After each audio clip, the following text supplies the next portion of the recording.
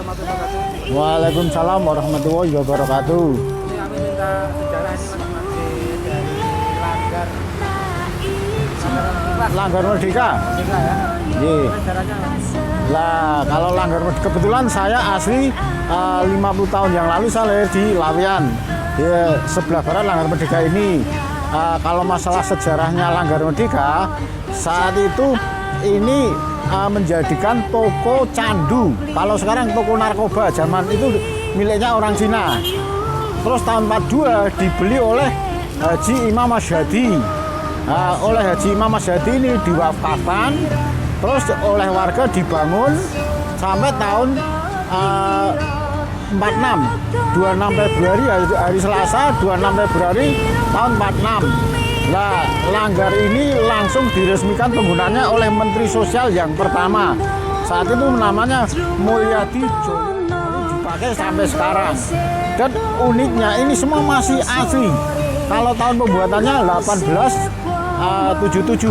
Jadi 7 Juli 1877 itu pembuatannya. Terus dibeli oleh Cina, terus sekarang dibeli oleh almarhum Haji Masyadi tadi, diwakafkan sampai sekarang dipakai untuk Langgar Merdeka.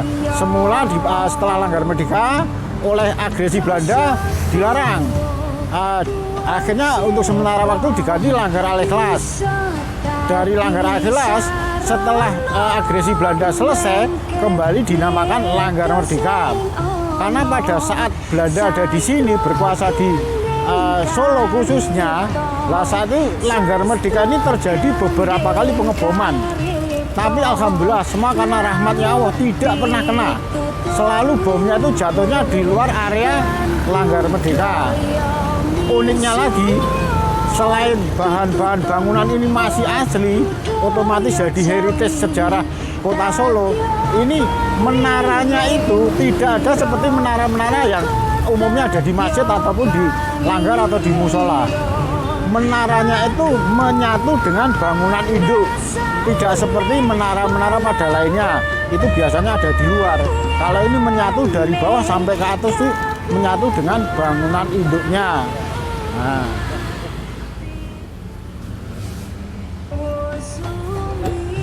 Langgar Merdeka ini dari tangganya yang sebagian dari batu-batu kali, yang lainnya asli kayu jati yang usianya udah ratusan tahun yang lalu. Nah, ini tangganya, ini pengaman tangga juga masih asli semua. Bahkan ini lantainya terbuat dari kayu jati semua, karena ini untuk keamanannya ditutup dengan karpet. Termasuk ini pria dan wanita ini juga kayunya masih asli semua, kayu jatinya masih asli. Termasuk tembok-temboknya ini nggak ada sekarang, tembok yang ukuran segitu nggak ada. Terus jendelanya yang begini sudah nggak ada. Termasuk itu kentongan. Ini naik menara, ini sayangnya lampunya nggak nyala ini. Waktu itu sebelum ada mikrofon masih difungsikan untuk panggilan adzan. Panggilan sholat itu dari sebelum adzan ini ditutup kentong dulu.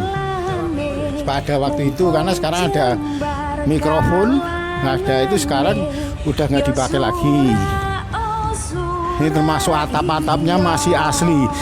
Ini sengnya bukan seng kemarin sore, ini seng asli ratusan tahun yang lalu. Masih kuno semua ini. Ya, ini kalimatnya aja masih lan nglakono ing salat karono eling marang ingsun. Allah, surat Toha 14. Itu masih asli itu.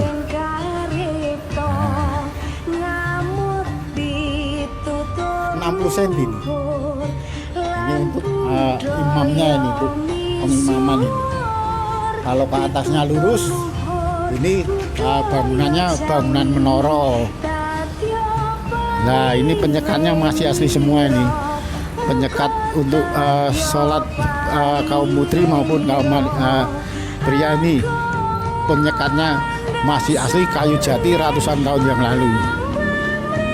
Ya, begitu. Ada lagi?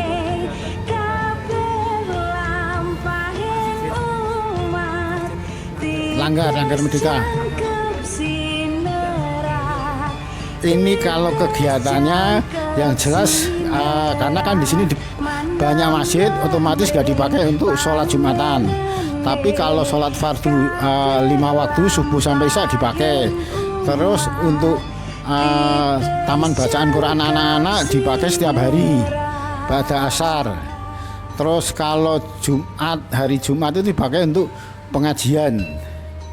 Hari Jumat dipakai untuk pengajian. Ustadznya ganti-ganti dari berbagai, ada yang kebanyakan dari Solo. Nah itu kegiatan itu. Kalau tarawih jelas. Kalau sementara kegiatan itu yang pasti kegiatan taman bacaan anak-anak itu jelas. Itu Senin sampai Kamis itu. Jadi kalau kajian bapak-bapak itu hari Jumat. Bapak-bapak dan ibu-ibu sekitar Kampung Batik Lawian. Nah ini ada di Jalan Dr. Ajiman 565, Kampung Sayangan, Kelawean, Solo. Jadi